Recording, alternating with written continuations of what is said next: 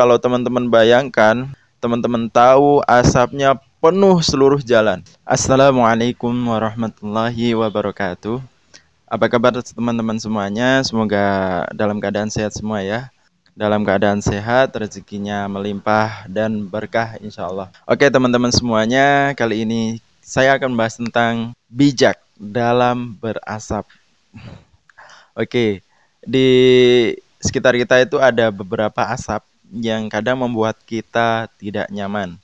Nah, ini menurut saya ya, bagaimana kita yang suka berasap, maksudnya suka sesuatu yang mengeluarkan asap itu bijak dalam memakainya gitu sehingga orang lain tidak terganggu oleh asap kita. Oke, yang pertama adalah motor. Bagi sebagian orang yang menyukai kecepatan terus CC tinggi lah kecepatan terus lajunya cepat, itu suka dengan motor-motor yang masih 2 tak karena dia cepat lah akselerasinya, terus itu juga tarikannya juga enak banget. Nah, itu motor-motor yang 2 tak ini disukai orang-orang yang menyukai atau cinta dengan kecepatan. Nah, di sisi lain, dia suka dengan motor tersebut tapi tidak menghiraukan yang lain. Bagaimana asap dia mengepung orang-orang di sekitarnya. Pejalan yang lain terganggu dengan asapnya. Dulu saya pernah di Depok waktu itu. Hari Ahad kan biasa ya, keluarga jalan-jalan gitu. Pagi sekitar jam 9 kita sudah selesai semua, kita jalan-jalan ke arah Cibubur di situ, di dekat Bumi Perkemahan di situ. Di situ luar biasa banyak klub-klub motor 2 tak yang memadati jalan. Terus konvoy. Kita di situ yang niatnya jalan-jalan malah tidak bisa bergerak, tidak bisa laju cepat karena ada konvoy motor 2 tak. Dan itu kalau teman-teman bayangkan, teman-teman tahu asapnya penuh seluruh jalan. Sepanjang jalan penuh dengan asap dan sangat mengganggu saya waktu itu. Mengganggu saya dan keluarga tentu ya. Nah, ini loh kenikmatan yang sejenak, kenikmatan yang Anda nikmati itu harusnya Anda pikirkan juga bagaimana orang lain harusnya tidak terganggu dengan kenikmatan yang Anda nikmati, seperti itu ya. Jadi kalau motor brong mungkin hanya brong ya, tidak keluar asapnya. Dia akan mengganggu tapi sebentar saja. Ketika kita dekat dengan motor tersebut, itu bisingnya kita terganggu. Tapi kalau udah jauh, udah selesai, kita udah nggak kedengeran lagi suara brongnya gitu, suara berisiknya. Tapi kalau asap itu lama hilangnya. Motornya udah jauh tapi asapnya masih ada, masih banyak. Apalagi kalau motornya tidak cuma satu, sepanjang jalan itu motornya sama 2 tak semua, keluar asap semuanya. Dan kayak pejalan lain tuh nggak boleh lewat gitu. Jadi kasihanlah orang-orang yang mau niatnya jalan-jalan malah tidak bisa menghirup udara segar gitu. Udah di kontrakan petakan sempit banget, lihat kiri kanan depan belakang semua tembok, mau jalan-jalan keluar malah temunya asap. Nah, ini ya bukan menyalahkan, itu hobi. Saya suka dengan hobi seperti itu ya, apalagi motor itu saya suka. Tapi ya tolonglah diperhatikan juga yang lain, hari weekend itu untuk jalan-jalan malah dikotori udaranya gitu loh. Terus cerita yang lain juga tentang asap motor. Dulu pernah saya dekat kontrakan juga, orang dekat kontrakan gitu punya motor 2 tak. Nah, ini berisik kan motor 2 tak itu, selain berisik keluar asapnya gitu. Itu kalau manasin di depan kontrakan. Alasannya sih depan kontrakan dia miring, jadi manasinya di depan kontrakan saya yang agak datar gitu. Depan kontrakannya. Terus motornya itu knalpotnya itu pas ngadep pintu. Bayangkan, setiap hari manasin motor dan asapnya masuk ruangan, masuk kontrakan, dan itu ada bayi, ada kita-kita semua sekeluarga di situ. Dan itu beberapa kali nggak saya tegur sih, cuma saya hanya menutup jendela, menutup pintu kalau dia pas nyalain motornya. Tapi lama-lama kelamaan kok nggak ada, ternyata motornya rusak, alhamdulillah. Dan itu masih, dia tidak hanya punya satu motor dan punya motor lain, dua tak juga. Seperti itu juga. Kalau manasin motor di depan rumah, terus knalpotnya ngarahnya ke ruangan kita. Inilah, tolonglah, kenikmatan yang Anda nikmati harusnya tidak mengganggu orang lain. Ya agak jauhan, terus knalpotnya dihadapin ke sana tuh. Yang nggak ada kontrakannya gitu, kasihan.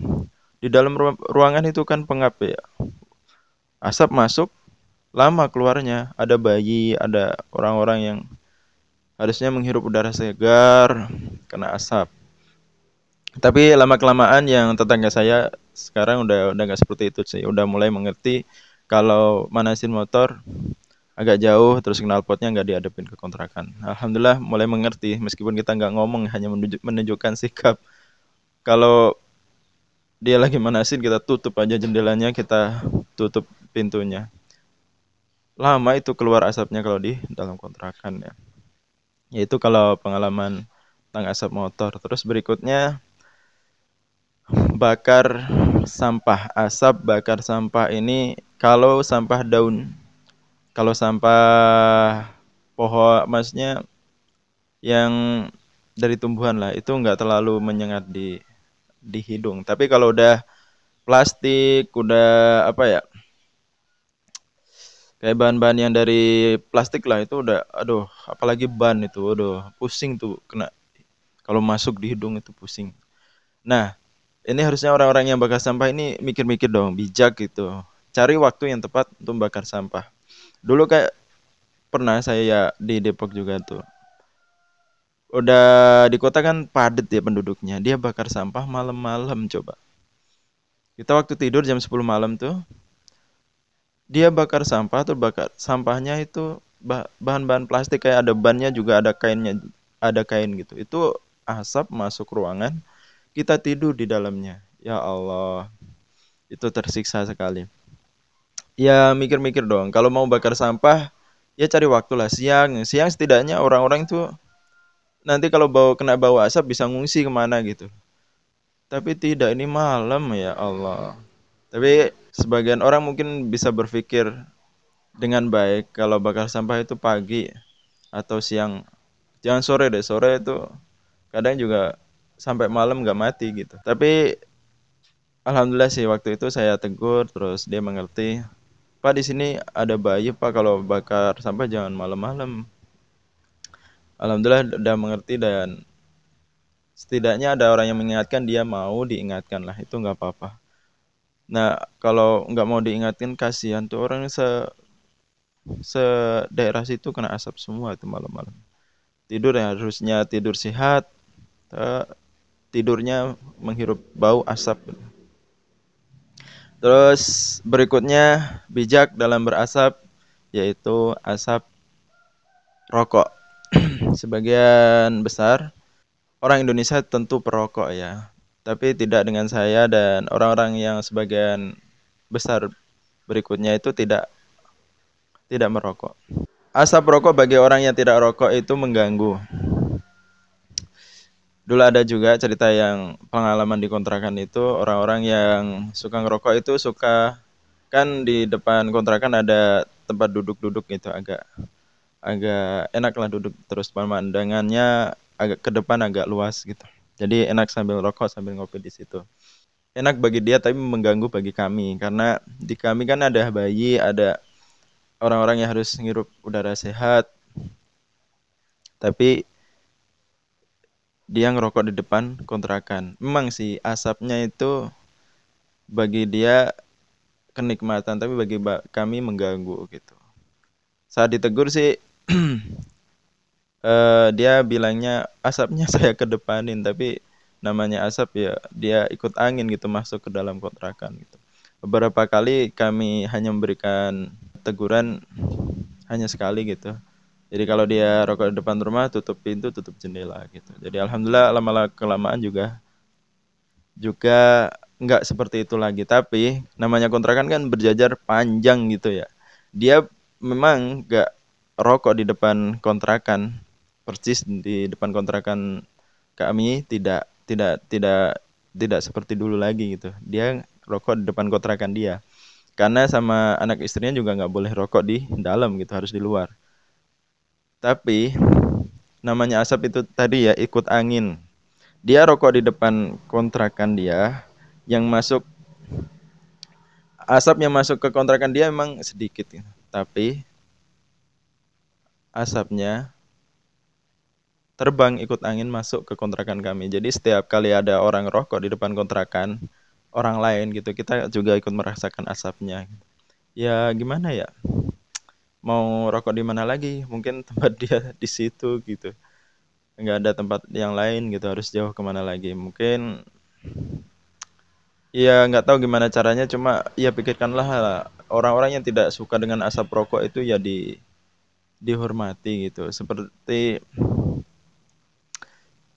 kami kan harus menghormati Anda juga. Anda tolonglah hargai kami gitu. Kami yang tidak suka dengan bau asap rokok. Oke, berikutnya bijak dalam berasap. Yang berikutnya yaitu mercon. Bagi sebagian orang, apalagi anak-anak di bulan puasa ini, mercon adalah kebahagiaan tersendiri. Karena nggak tahu ya, secara logika ya, beli mercon dengan uang, habis itu dibakar dan meletus. Terus kebahagiaannya di mana? Saya sampai sekarang masih bingung. Kebahagiaan membakar mercon, menyulut petasan itu apa gitu? Apa ya? Kalau udah itu bahagia gitu. Bahagianya di mana, Wot? Di mana orang cuma gitu doang, sekejap sekali? Apa bahagianya itu bisa mengagetkan orang banyak, mengganggu orang banyak, itu termasuk kebahagiaan gitu, nggak tahu juga sih. Tapi menurut saya kalau boleh kasih saran gitu, apalagi yang mercon yang gede gitu, yang ada kembang kembang apinya bisa meletup terus hancur gitu, apa nyebar gitulah kembang apinya. Kadang ada yang cuma 5 letupan 100.000, ya Allah. 100.000 itu kalau disedekahkan juga, orang yang dikasihnya juga bahagia banget. Itu dibeliin mercon, itu juga cuma berapa menit, gak ada 5 menit habis. Sayang duitnya, mending buat traktir temen. Traktir teman juga udah 2 orang aja udah kenyang banget itu temennya di traktir. Ya mungkin kebahagiaan ya, itu duit-duit Anda sendiri, terserah mau diapain. Cuma ini saran saja. Dan usahakan jangan mengganggu ya. Saya suka dengan di kampung di sini, anak-anak sudah mulai mengerti ya, kalau nyulut mercon itu agak jauh dari perumahan gitu, ada jauh dari kampung. Oke, teman-teman semua, baterainya habis nih yang buat ngerekam.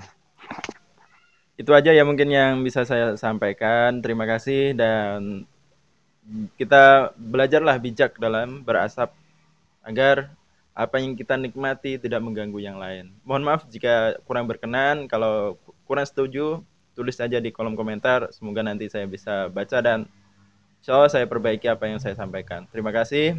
Assalamualaikum warahmatullahi wabarakatuh.